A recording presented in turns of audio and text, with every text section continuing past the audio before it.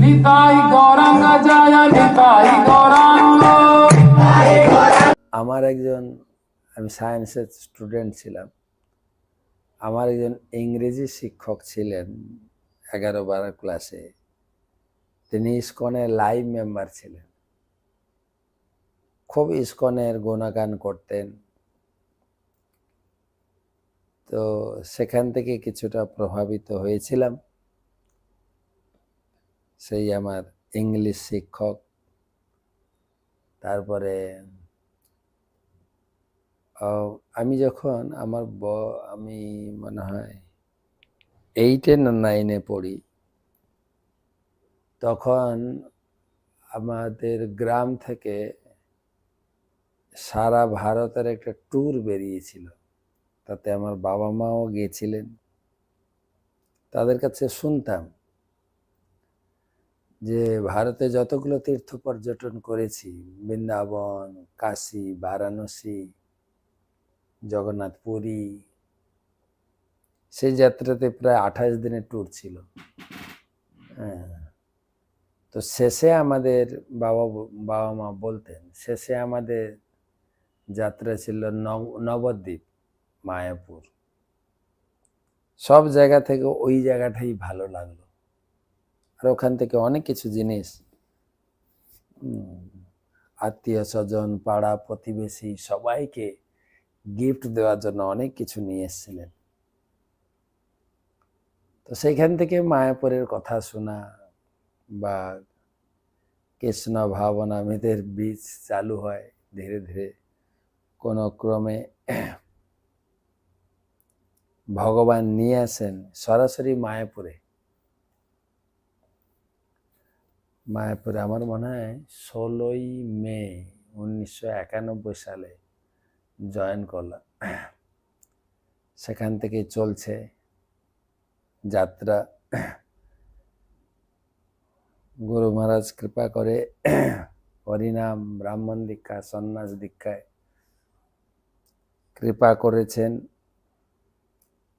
আর যা কিছু কৃষ্ণ ভাবনামৃতে শিখেছি, গীতা, ভাগবত বা গান বাজনা, গ্রন্থ প্রচার, সবই ইসকনে এসে শেখা। আর লাস্ট লকডাউনে 2020 সালে লকডাউন শুরু হয় মার্চের 26 তারিখ। তো গুরু মহারাজ ব্যক্তিগতভাবে বলেছিলেন যে আমাদের প্রচার কার্যক্রম স্থগিত রাখা যাবে না, অনলাইনে প্রচার শুরু। তো অনলাইনে প্রথমে গীতার ক্লাস, তারপরে ভাগবত, চৈতন্য ক্লাস, সেখান থেকেই চলছে। গুরুদেবের আশীর্বাদ, অনুপ্রেরণা নিয়ে আমরা আজকে প্রায় 1300 পেরিয়ে 1300 এপিসোড, গীতার উপরে প্রায় কয়েকশো এপিসোড রয়েছে। আপনারা হয়তো শুনছেন। আপনাদের আগ্রহ, আপনাদের অনুপ্রেরণা নিয়ে প্রতিদিন গীতা এবং ভাগবতম ক্লাস বা ভাগবতম পড়ার সৌভাগ্য হয়েছে। ভক্তি জীবন অত্যন্ত আনন্দের জীবন। কখনো কখনো ভগবানের করুণায় অনেক জটিল পরিস্থিতির সম্মুখীন হতে হয়। তাতে ভগবান অত্যন্ত দয়ালু, কৃপালু। এবং কি সৌভাগ্যের ফলে ইসকনের মতো বিশাল পরিবার,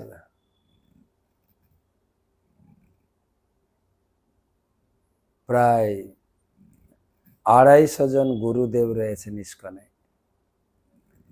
এবং লক্ষ লক্ষ লক্ষ ইসকন দীক্ষিত শিষ্য, অনুগামী, শুভাকাঙ্ক্ষী, সবার ভিতরে সবার সঙ্গে থাকার যে এই আনন্দ,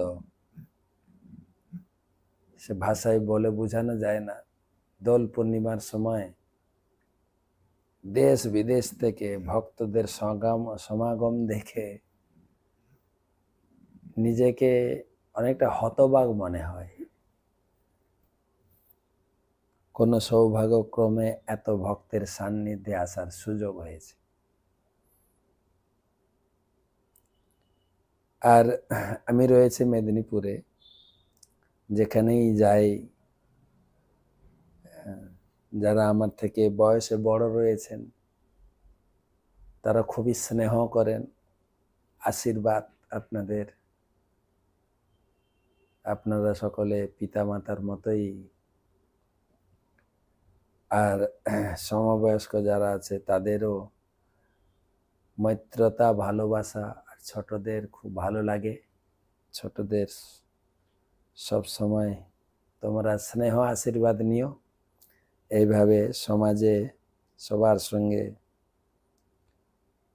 ভালোভাবে এবং ভালো ব্যবহারে আমার জীবনটা কেটে যাক। তো প্রতিদিনের ন্যায় আজকেও আমরা উপস্থিত হলাম ভাগবত রসমাধুরী সেমিনার। খুব সুন্দর আজকে আলোচনা আছে এবং বৃত্রাসুর তিনি দেবরাজ ইন্দ্রকে অনুপ্রেরণা, উদ্দীপনা এবং সাহস যোগাচ্ছেন যে দধীচি মুনির অস্থি দিয়ে যে বজ্র তৈরি হয়েছে এটা হচ্ছে অব্যর্থ অস্ত্র, এটা বিফল যাবে না, নিষ্ফল যাবে না। তুমি এই বজ্র নিয়ে আমাকে হত্যা করো, আমি অপেক্ষা করে আছি। এই পবিত্র অস্ত্র এবং ভগবানের যোজনা আমার এই জীবনের এই কলুষময় জীবন থেকে মুক্ত হতে চাই, আমি ভগবত ধামে যাবই। বৃত্রাসুর এবং যুদ্ধক্ষেত্রে দাঁড়িয়ে বৃত্রাসুর ভগবানকে কি প্রার্থনা করেছিলেন, দুটো শ্লোক 25 এবং 26 খুব গুরুত্বপূর্ণ। যদি পারেন কণ্ঠস্থ মুখস্থ করবেন। না কপিষ্টম ন চপারমেষ্ঠ্যম না সার্বভৌমম ন রসাধিপত্যম ন যোগ সিদ্ধির ন বপূর্ণ ভবম বা সমঞ্জসতাম বিহরজ্য কাঙ্ক্ষে। আরেকটা শ্লোক, অজাত পক্ষা ইব মাতরম খগা স্তন্যম যথা বৎসতরা ক্ষুধার্থা প্রিয়ং প্রিয়েব বুষিতং বিষণ্যা মনোহরবিন্দাক্ষ দিদিক্ষতে তাম। তো সেই শ্লোকে পৌঁছানোর আগে আমরা আলোচনা করছিলাম কালকে 22 পর্যন্ত বৃত্রাসুর ইন্দ্রের প্রতি বলছেন, পুংসাম কিলই কান্ত ধিয়ম সকানম জমসম পদোদিবি ভূমৌ রসায়াম ন জাতি যদ্দেশ উদ্বেগ আধি অদ কলির ব্যসনম সম্প্রয়াস। যারা ভগবানের শ্রীপাদপদ্মের সম্পূর্ণরূপে শরণাগত এবং ঐকান্তিকভাবে তার চিন্ময় পাদপদ্মের চিন্তায় মগ্ন, তাদের ভগবান তার নিজজন বা সেবক রূপে স্বীকার করেন। আর তাদেরকে স্বর্গ, মর্ত, পাতালে যে সম্পদ রয়েছে তা দেন না। ইন্দ্র, তুমি আমি দুজনই ভগবানের ভক্ত, দুজনই সম্পদের লড়াইতে এখানে যুদ্ধ করছি। আমি মুক্তি পেতে চাই, তোমার বজ্রের দ্বারা আমি মৃত্যুবরণ করে ভগবত ধামে চলে যাব, কিন্তু তোমাকে এই জগতের ভোগের সঙ্গে ঠেলাও সামলাতে হবে। আকার ইঙ্গিতে বলা হয়েছে স্বর্গবাসটা খুব একটা বুদ্ধিমান লোকের কাজ না। কারণ এই ত্রিভুবনের ঐশ্বর্যের ফলে শত্রুতা, উদ্বেগ, মনস্তাম, গর্ব ও কলহের সৃষ্টি হয়। কলহ চলছে কিনা দেখেন, প্রত্যেকটা স্তরে, গ্রামে নিজেদের মধ্যে কলহ, পরিবারে কলহ, তারপরে সামাজিক কলহ, আর আন্তর্জাতিক কলহ, সব স্তরে। সামাজিক কলহ মানে দেখেন এক পার্টি গেছে আরেক পার্টি তাদের আক্রোশ মেটাচ্ছে। আন্তর্জাতিক ক্ষেত্রে ইরাক, ইরান, কাতার, জেড্ডা, আমেরিকার সঙ্গে লড়াই করছে, চলছে না আন্তর্জাতিক সংঘর্ষ। তো সুতরাং এই স্বর্গ বলুন, মর্ত বলুন, এ সংঘর্ষময় জীবন। আমি এই জীবন থেকে উদ্ধার পেতে চাই। আমি এই সংঘর্ষময় জীবনের থেকে চিরতরে মুক্তি পেতে চাই।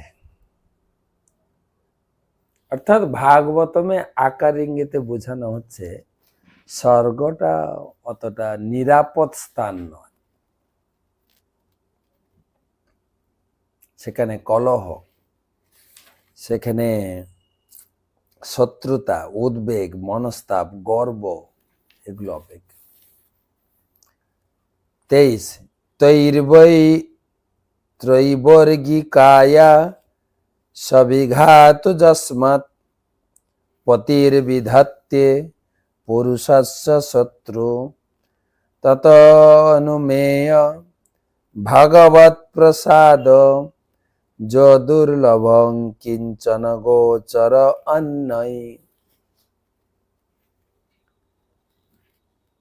তৈবর্গিকায়া সবিঘাতমস্মৎ পতির্বিধত্তে পুরুষস্য শত্রু ততনুমেয় ভগবৎ প্রসাদ দুর্লভ কিঞ্চন গোচর অন্যৈ।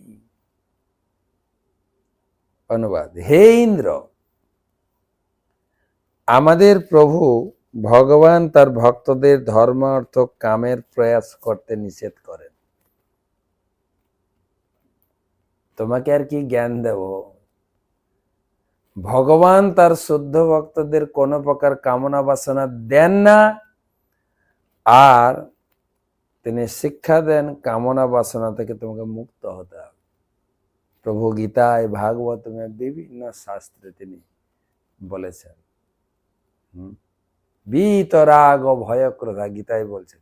বিত মানে ত্যাগ করুন, আসক্তি, ক্রোধ, এসব ত্যাগ করতে হবে ভজনে, না হলে তুমি ভজন করতে পারো না। অন্তগতম তু পাপম, তোমার পাপ কার্য, তোমার ভোগ বাসনা অন্তগত যদি জিরো না হয়, তুমি তো ভগবানকে লাভ করতে পারবে না। তাই বৈদিক শাস্ত্রের বিভিন্ন জায়গায় ভগবানের নির্দেশ বাক্য, চৈতন্য মহাপ্রভু তো আরেকটু খোলাখুলি বললেন, না ধনম না জনম না সুন্দরিং বা কবিতাং জগদীশ কাময়ে। হে জগদীশ্বর, আমি ঘর বাড়ি, ভোগ সম্পত্তি, সুন্দরী নারীও আমি চাই না। তো কি চাও? মম জন্মনি জন্মনিশ্বরে ভবতাদ ভক্তি অহেতুক। ভক্তি অহেতুক, কোনো হেতু না। তা থেকে বোঝা যায় ভগবান কত কৃপাময়। এই প্রকার কৃপা কেবল অনন্য ভক্তদের জন্য। বিষয়াসক্ত ব্যক্তিরা কখনো এই কৃপা লাভ করতে পারে না। এটা হচ্ছে ভগবানের যথেষ্ট কৃপা। কি কৃপা? না ভোগ বাসনা ভুলে যাওয়া। প্রহ্লাদ মহারাজকে যখন ভগবান বর দিতে চাইলেন, বারে বারে পুশ করছেন, প্রহ্লাদ কিছু আমার কাছ থেকে চাও। প্রহ্লাদ বলছেন, ভগবান আমি কি তোমার সঙ্গে বিজনেস করতে এসে যে তোমাকে ব্রত তপস্যা করে উপাসনা করেছি বলে তোমার কাছে আমাকে চাইতে হবে, তোমাকে কিছু আমাকে দিতে হবে। এ দেওয়া নেওয়া তো ব্যবসায়ীরা করে। আমি তো তোমার সঙ্গে এরকম কোনো ব্যবসায়ী সম্পর্কে গঠিত নই। তো আমি তোমার ভক্ত, আমার কর্তব্য তোমাকে পূজা করো, তাই করেছি। না তুমি কিছু চাও। দেবদেবীর ভক্তরা দেবদেবীর কাছ থেকে অনেক কিছু লাভ করে, কিন্তু আমি এই বিষ্ণু ঠাকুর, আমার সবাই নিন্দা করে। বিষ্ণু ঠাকুর হচ্ছেন কৃপণ, তার ভক্তদের কিছুই দেয় না। তাই তুমি কিছু চাও তো, আমি এই কৃপণতা, বদনামটা আমি মুছে দিতে চাই। প্রহ্লাদ বললেন, প্রভু সত্যি আমাকে তুমি দেবে কিছু? বলছে, হ্যাঁ তুমি কিছু চাও। বলে, আমাকে এই বর দাও, আমার ভিতরে যেন কামনা বাসনা না আসে। কিরকম বর? আমি যেন এই বিষয় সম্পত্তিতে জড়িয়ে না পড়ি, চিত্তে যেন কামনা বাসনা লেশ না থাকে। ভগবান বললেন, তথাস্তু, তাই নাও।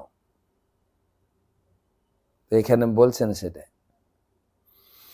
যে ভগবান এত কৃপালু, তার ভক্তদের কিছু দেন না, জাগতিক বাসনা তার পূরণ করেন। এটা ভক্তের প্রতি ভগবানের বিশেষ বিশেষ দয়া ছাড়া আর কিছু না। ভজন পূজন তো সবাই করে, কিন্তু সবাই ভোগ বাসনাতে জড়িয়ে যাচ্ছে। তুলসীদাস বলছেন, চলনা চলনা সব কই কহে, বিরামে পৌঁছে কই। এক কামিনী আর কাঞ্চন, দুর্লভ ঘাটিয়াল দুই। সবাই বলছে ভগবানের সেবা পূজা করো, ভগবত ধামে ফিরে আসো, কিন্তু ভগবত ধামে পৌঁছাচ্ছে কোথায়? মাঝ রাস্তায় দুটো বাম্পারে স্টার্ট বন্ধ হয়ে যাচ্ছে। বাম্পারে গাড়িগুলো স্টার্ট বন্ধ হয়ে যায় না মাঝে মাঝে? হ্যাঁ, ওই দুটো বাম্পার যেখানে ভক্তিটা দাঁড়িয়ে যাচ্ছে। একটা হচ্ছে কামিনী, আর একটা হচ্ছে কাঞ্চন। কাঞ্চন মানে টাকা পয়সা, সোনা দানা, বিষয় সম্পত্তি। আর কামিনী হচ্ছে স্ত্রী লোক। এই দুটোতে সবাই আমরা আটকে যাচ্ছি। এক কামিনী আর কাঞ্চন, দুর্লভ ঘাটিয়াল দুই। ঘাটিয়াল তো ইন্দ্র সামনে শোনাচ্ছে, ইন্দ্র তুমি এত স্বর্গ ভোগের জন্য লালায়িত, তোমাকে ধিক, তাই তুমি ভোগ করো, আমাকে বধ করে দাও।